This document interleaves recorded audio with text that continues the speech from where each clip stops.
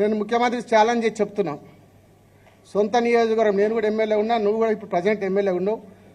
కొడంగల్ నియోజకవర్గంలో ఒక పెద్ద గ్రామం తీసుకుందాం. రుద్వారము, అంగడరాయచూరు, దొరేపల్లిలో భూనీడు ఉన్నది. ఆ గ్రామంలో గ్రామసభ పెడదాం. నేను పక్క కూర్చుంటా. గ్రామసభ పెట్టు. నీవు ఇచ్చిన పథకాలు ఏవేమి ఎవరెవరికి వచ్చినాయో నువ్వే గ్రామసభలు అడిగి తెలుసుకో. ఎంతమందికి రుణమాఫీ అయింది, ఎంతమందికి 500 గ్యాస్ సిలిండర్ వచ్చింది, ఎంతమందికి మీకు 200 ఫ్రీ కరెంట్ వచ్చిందో గ్రామసభ పెట్టి తెలుసుకుందాం. అప్పుడు నువ్వు 100% కాదు 50% గిట్ట నీ హామీలు అమలైతే బ్రహ్మాండంగా విజయోత్సవాలు చేసుకో. మేము కూడా మీ విజయోత్సవాల్లో పాల్గొంటాం. 50% అమలైతే ఛాలెంజ్ చేస్తున్నారు రేవంత్ రెడ్డి. దీన్ని ఛాలెంజ్ సవాల్ తీసుకో. కొడంగల్ గ్రామసభ పెట్టి ఎప్పుడు పెడతావో చెప్పు, నేను వస్తా. ఏ గ్రామంలో పెడతావు? మీ సొంత కాన్స్టిట్యూన్సీలో పెడదాం. అక్రమంగా రేవంత్ రెడ్డి సోదరుడు తిరుపతి రెడ్డి కాంగ్రెస్ గుండాలతోని అధికారులపై దాడి చేపించిండు. దాడి చేపించి రైతులు భూములు ఇస్తలేదని చెప్పి కక్షగట్టి దాడి చేపించి అదే రోజు రాత్రి 1 గంట కరెంటు బంద్ చేసి నెట్ బంద్ చేసి గ్రామంలో పోలీసులు రిజర్వ్ పోలీసు పంపి ఇప్పించినారు అక్కడికి. అంటే కుట్ర చేసి రైతులను భయభ్రాంతులు చేసి దౌర్జన్యం చేసి కేసులు ఇరికిచ్చి భూములు గుంజుకుందామని ప్రయత్నం చేశారు తప్ప మేం చేయలే కుట్ర. రేవంత్ రెడ్డి సోదరుడు తిరుపతి రెడ్డి కుట్ర చేసినాడు.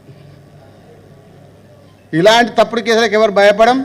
ఎన్ని కేసులు పెట్టినా జైలు అధికారులకు చెప్పినా సార్ ఈ రేవంత్ రెడ్డి ముఖ్యమంత్రి ఉన్న రోజులు ఇంక ఎన్నిసార్లు వచ్చేది మాకు తెలియదు, మేము మళ్ళీ ఎప్పుడు వచ్చేది చెప్పాము అని రైతు జైలు అధికారులకు కూడా చెప్పొచ్చిన వచ్చేటప్పుడు.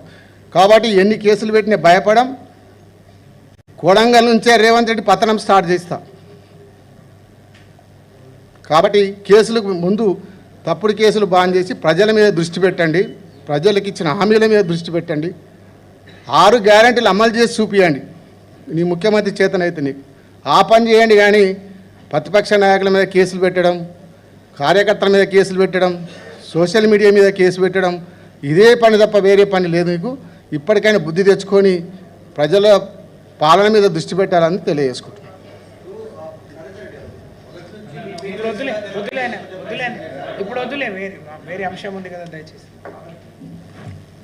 నరేంద్ర ఎక్కడ ఓడు, మీరు ఎప్పుడు పిలిస్తే అప్పుడు వస్తాడు. మళ్ళీ డీటెయిల్డ్గా అన్ని విషయాలు చెప్తాడు, వీడియో కూడా చూపెడతాడు. ఇక ఇప్పుడు ప్రస్తుతం వార్తల్లో ఏదైతే ఉన్నదో అంశం దానికి వద్దాం.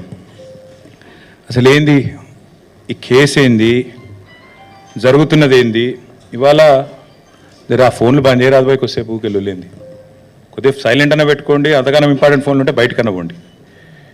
దయచేసి మిత్రులు నేను కోరేది ఏమంటే, మేము గత 2 రోజులుగా